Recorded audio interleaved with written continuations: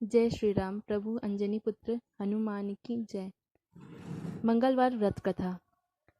आप यदि मंगलवार की व्रत कथा सुनते हैं तो आपके घर में सुख संपत्ति का वास होता है, धन संपत्ति का भंडार लग जाता है घर में। प्रभु हनुमान जी आपके सारे रोग और दोष को नष्ट कर देते हैं। तो चलिए शुरू करते हैं आज की कथा। मंगलवार व्रत की कथा इस प्रकार से है कि प्राचीन समय में ऋषि नगर में केशवदत्त ब्राह्मण अपनी पत्नी अंजलि के साथ रहता था। केशवदत्त को धन संपत्ति की कोई कमी नहीं थी। सभी लोग केवल केशवदत्त का सम्मान करते थे, लेकिन कोई संतान नहीं होने के कारण केशवदत्त बहुत चिंतित रहा करता था। पुत्र प्राप्ति की इच्छा से दोनों पति पत्नी प्रत्येक मंगलवार को मंदिर में जाकर हनुमान जी की पूजा करते थे। विधिवत मंगलवार का व्रत करते हुए उन लोगों को कई वर्ष बीत गए, पर उन्हें संतान की प्राप्ति नहीं हुई। केशवदत्त बहुत निराश हो गए, लेकिन उन्होंने व्रत करना नहीं छोड़ा। कुछ दिनों के पश्चात केशवदत्त पवन पुत्र हनुमान जी की सेवा करने के लिए अपना घर बार छोड़कर जंगल चले गए।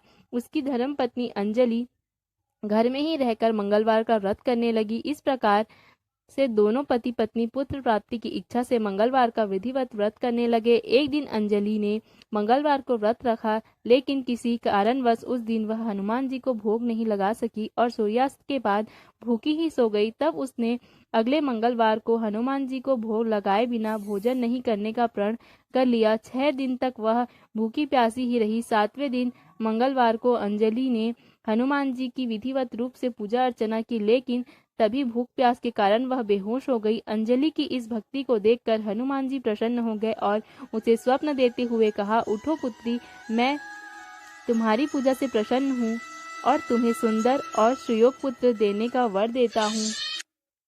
यह कहकर पवन पुत्र अंतर ध्यान हो गए। तब तुरंत ही अंजलि ने उठकर हनुमान जी को भोग लगाया और स्वयं भी भोजन किया। हनुमान जी की अनुकंपा से कुछ ही महीनों में के बाद अंजलि ने एक सुंदर बालक को जन्म दिया। मंगलवार को जन्म लेने के कारण उस बच्चे का नाम मंगल प्रसाद रखा गया। कुछ दिनों के बाद केशवदत्त भी घर लौट आया। उसने मंगल को देखा तो अंजलि से पूछा, यह सुंदर बच्चा किसका है? अंजलि ने खुश होते हुए हनुमान जी के दर्शन देने और पुत्र प्राप्त होने का वरदान देने की सारी कथा सुना दी, लेकिन केशवदत्त को उसकी बातों पर विश्वास नहीं हुआ। उसके मन में यह कलुषित विचार आ गया कि अंजलि ने उसके साथ विश्वासघात किया है और अपने पापों को छिपाने के लिए झूठ बोल रही है। केशवदत्त ने उस बच्चे को मार डालने की योजना बनाई। एक दिन केशवदत्त स्नान करने के लिए कुएं पर गया। मंगल भी उसके साथ था। केशवदत्त ने मौका देखकर मंगल को कुएं में फेंक दिया और घर जाकर बहाना बना दिया कि मंगल तो कुएं पर मेरे पास पहुंचा ही नहीं। केशवदत्त के इतने कहने की ही ठीक बाद मंगल दौड़ता हुआ घर लौट आया। केशवदत्त मंगल को देखकर बुरी तरह हैरान हो उठा। उसी रात हनुमान जी ने केशवदत्त को स्वप्न में दर्शन देते हुए कहा, तुम दोनों ने मंगलवार के व्रत करने से प्रसन्न होकर पुत्र जन्म का वर मैंने प्रदान किया था, फिर तुमने अपनी पत्नी को उल्टा क्यों समझते हो?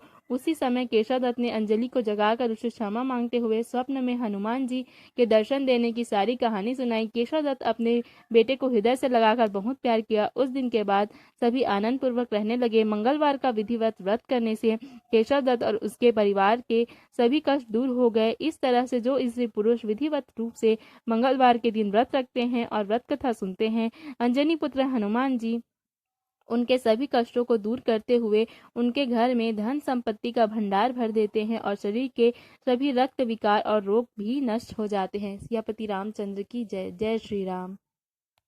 जय बजरंगबली। जय हनुमान।